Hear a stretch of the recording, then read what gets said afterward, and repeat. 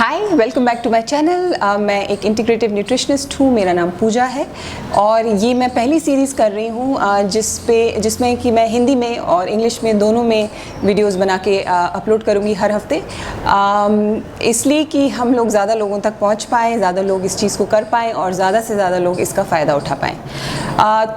मैंने इससे पहले एक पूरी सीरीज़ करी है पीसीओडी पर, और ये सेकंड सीरीज़ मैंने सोचा कि मैं प्राणायाम पे करूँगी। और उसका रीज़न ये है कि प्राणायाम बहुत ही इम्पॉर्टेंट पार्ट है मेरे प्रोटोकॉल का। जब भी मैं क्लाइंट्स को देखती हूँ या उनका एक प्रोटोकॉल बनाती हूँ कि वो क्या क्या चीज़ें अपने लाइफस्टाइल में चेंजेस लाएँ, खाने के अलावा, हर्ब्स एंड सप्लीमेंट्स के अलावा, तो एक इम्पॉर्टेंट एस्पेक्ट है जो कि मैं ज़रूर इंक्लूड करती हूँ, वो है प्राणायाम। प्राणायाम से मुझे खुद अपने लिए बहुत फ़ायदा हुआ है।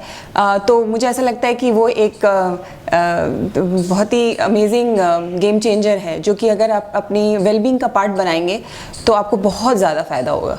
तो और जब भी मैं अपने क्लाइंट्स को बोलती हूँ कि प्राणायाम इंक्लूड करें, तो ज़्यादातर मुझे वीडियोस नहीं मिलते यूट्यूब पे जो मैं उनको भेज सकती हूँ कि यार ये कर लीजिए या वो कर लीजिए।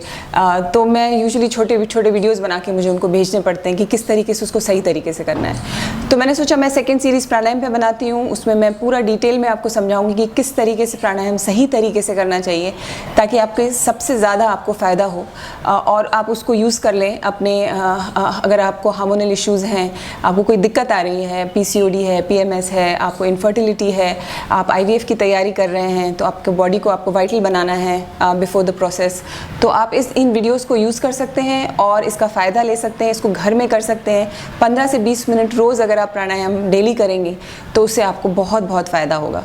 और मुझे लगता है कि हम लोग प्राणायाम को बिल्कुल भूल गए हैं। हम सिर्फ आसन पे बहुत ज़्यादा ध्यान दे रहे हैं या गाइडेड मेडिटेशन बहुत ज़्यादा कर रहे हैं, लेकिन प्राणायाम कहीं बीच में छूट गया है। अगर हम लोग किसी इंस्ट्रक्टर को भी देखते हैं तो वो ज़्यादातर उनको कहा जाता है कि आप ज़्यादा योग करवाइए, आसन करवाइए, ज़्यादा से ज़्यादा जिसमें मेहनत हो, पसीना आए, बहुत ज़्यादा मेहनत लगे, क्योंकि लोगों को उसमें मज़ा आता है। और प्राणायाम क्या है? प्राणायाम में बस सांस लेनी है, सांस छोड़नी, बड़ी बोरिंग सी चीज़ है। इसमें क्या है? ऐसा क्या है जो हो जाएगा जो कि ज़रूरी है हमारे लिए? लेकिन इसलिए मैं ये पर्टिकुलर एक एपिसोड इस पर करना चाह रही थी कि मैं आपको समझाना चाह रही थी कि साइंस क्या है इसके पीछे। प्राणायाम ऐसा क्या करता है आपकी बॉडी में कि वो इतना ज़्यादा फ़ायदेमंद है आपके लिए, और इसको क्यों आपको ज़रूरी करना है। अगर आप वुमेन हैं और आपको बहुत ज़्यादा इश्यूज़ हैं, आप 20s में हैं, 30s में, 40s में, किसी भी स्टेज पे हैं, आप प्राणायाम उठाइए अपनी लाइफ में और 20 मिनट इसे करिए। इससे आपको बहुत ज़्यादा फ़ायदा होगा। मेन को तो होगा ही, वुमेन को बहुत ज़्यादा होता है, क्योंकि हम लोग हमारे हार्मोन्स ऊपर नीचे होते हैं महीने में। कई बार ऊपर होता है, कुछ नीचे हो रहा है और सब गड़बड़ हो रही है कई बार।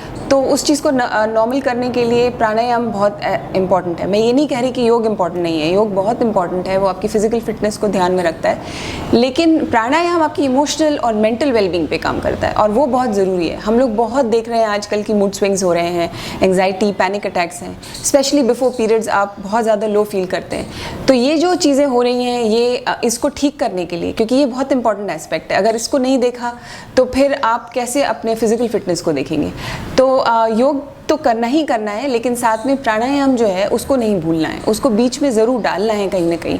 और अगर मैं आपको उसकी साइंस पीछे से समझा दूं, अगर मैं आपको ये बता दूं कि एक्चुअली वो आपकी बॉडी में कर क्या रहा है, तो हो सकता है कि आप ज़्यादा प्रेरित हों करने के लिए। क्योंकि अगर जब मैं सीखना स्टार्ट किया था तो मुझे लगता था हाँ क्या है इसके अंदर, इसमें तो कुछ भी नहीं है, बहुत बोरिंग है, नींद आ रही है, बोरिंग लग रहा है बहुत ज़्यादा। लेकिन जब मैं उसके डीप में गई, उसकी डेप्थ में गई और मैंने समझा कि ये आपको बॉडी पे एक्चुअली कर क्या रहा है, आपको इतना वाइटल क्यों बना रहा है, ऐसी क्या चीज़ है इसके अंदर जिसकी वजह से आप बिल्कुल एक अमेजिंग वाइटैलिटी आपको मिल जाती है और आपके हार्मोन्स बैलेंस हो जाते हैं।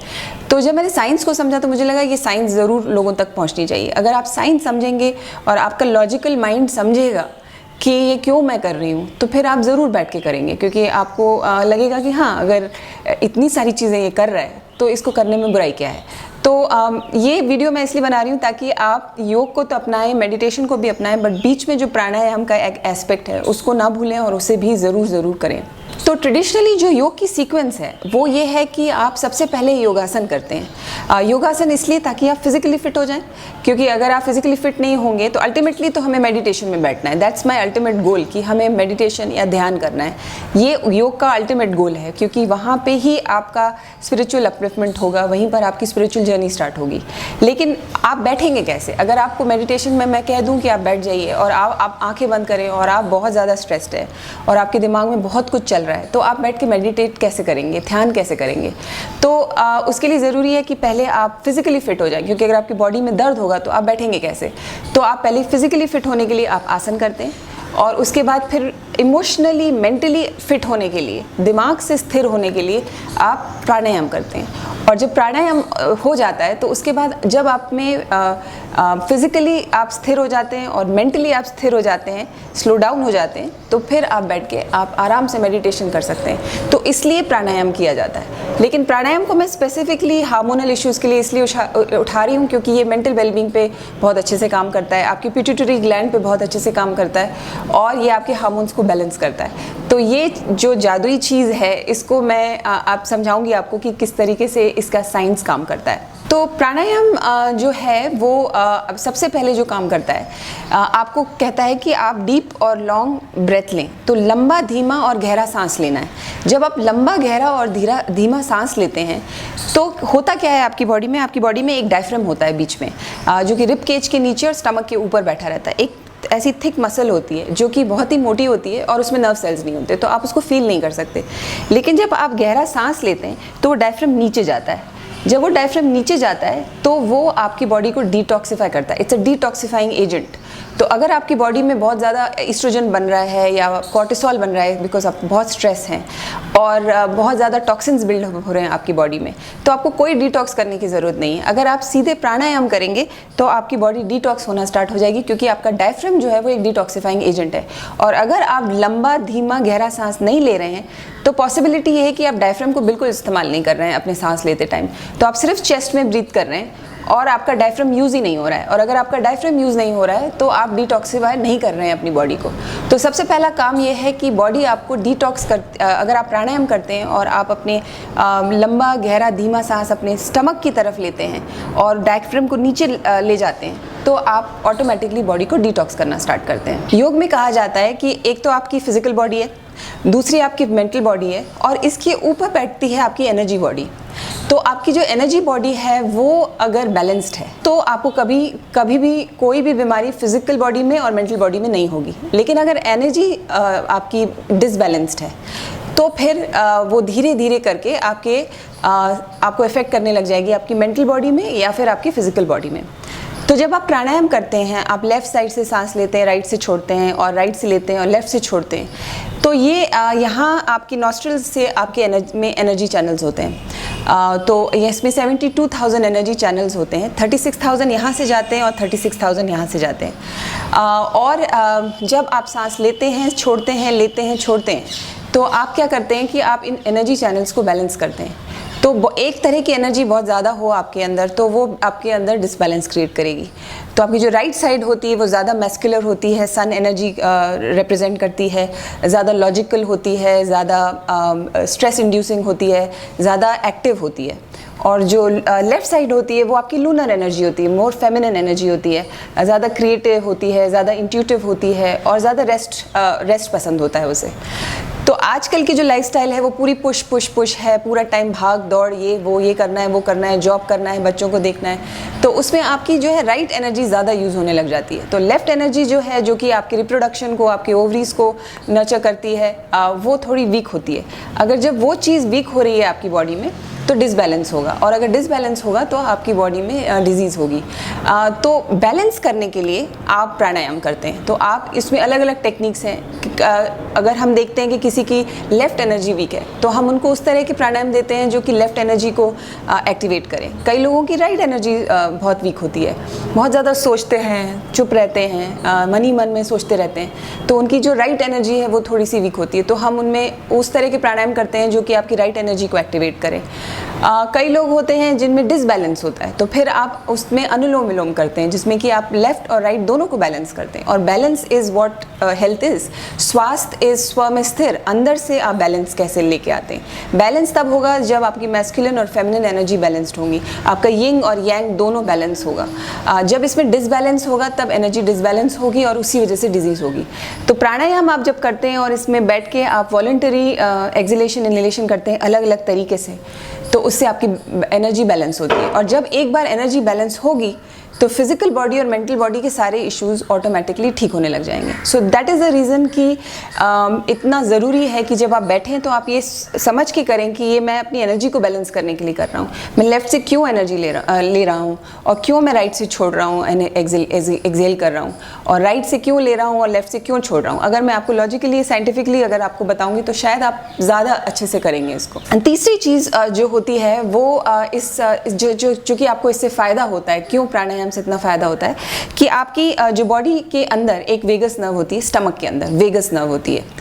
हमने देखा है कि साइंस ने ये प्रूव किया है कि एक वेगस नर्व की एक वेगल टोन होती है।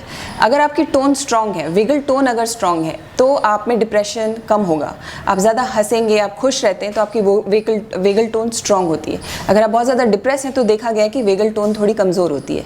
तो ये जो वेगस नर्व होती है ये एक बहुत ही इंपॉर्टेंट नर्व होती है जो कि आपके डाइजेस्टिव सिस्टम से कनेक्ट करके आपके हार्ट से होते हुए आपकी ब्रेन तक जाती है और ये ब्रेन और गट में कंटिन्यूस कम्युनिकेशन करती है। तो गट अगर आपका गट से अगर आप एक्टिवेट करेंगे उसको वेगस नर्व को, तो वो सीधे के सीधे आपकी ब्रेन हेल्थ को फ़ायदा पहुंचाएगी। और प्राणायाम में हम यही करते हैं, हम जब अपने स्टमक को बार बार अंदर बाहर करते हैं, उसको एक्टिवेट करते हैं, तो आप अपनी वेगस नर्व को स्टिमुलेट करते हैं। और जब आप अपनी वेगस नर्व को स्टिमुलेट करते हैं तो वो एक अच्छे जितने भी serotonin hormone which is a feel good hormone जो कि आपके स्टमक में बनता है वो सीधे ऊपर जाता है एंड यू फील गुड। तो ये एक इसका तीसरा रीज़न हो गया कि वेगस नर्व को स्टिमुलेट करता है। जितनी भी आपकी स्टमक एक्सरसाइजेज होती हैं वो आपकी वेगस नर्व को स्टिमुलेट करती हैं। और अगर वेगस नर्व स्टिमुलेटेड है तो डिप्रेशन, मूड स्विंग्स, किसी भी तरह का लो फील करना वो सब जाता रहेगा, क्योंकि आप कंटिन्यूसली आप अपनी वेगस नर्व पे काम करेंगे और अपनी वेगल टोन को इम्प्रूव करेंगे। इसके अलावा जब आप प्राणायाम करते हैं तो साइंटिफिक एक्सपेरिमेंट्स किए गए हैं इसमें और देखा गया है कि यूजुअली जो ब्लड होता है वो 5 लीटर ब्लड है जो आपकी बॉडी में सर्कुलेट करता है।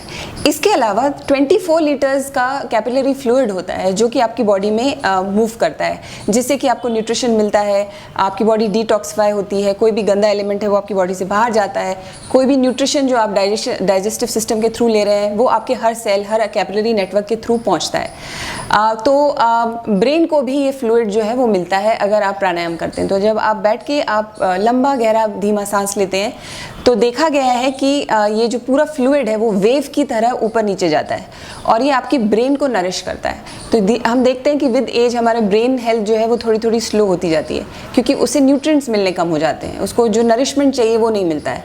तो जब आप प्राणायाम करते हैं तो ये जो वेव बनती है फ्लूइड की, ये पूरी की पूरी आपकी ब्रेन की तरफ जाती है। और जब आपकी ब्रेन हेल्दी होती है तो ऑटोमेटिकली आपके न्यूट्रिशन मिलने के बाद आपको वाइटल फील होता है, आपको अच्छा फील होता है, आपके मूड जो है वो बेटर होता है। इसके अलावा ऑब्वियसली हार्मोन्स पे कैसे इसका फ़र्क पड़ता है, तो आपके जो हार्मोन्स हैं वो ज़्यादातर आपके मेन जो हार्मोन है ईस्ट्रोजन, प्रोजेस्टेरॉन, वो आपके ओवरी से रिलीज होता है। लेकिन ओवरीज को ये मैसेज आपका पिट्यूटरी ग्लैंड देता है। पिट्यूटरी ग्लैंड आपकी ब्रेन के अंदर है।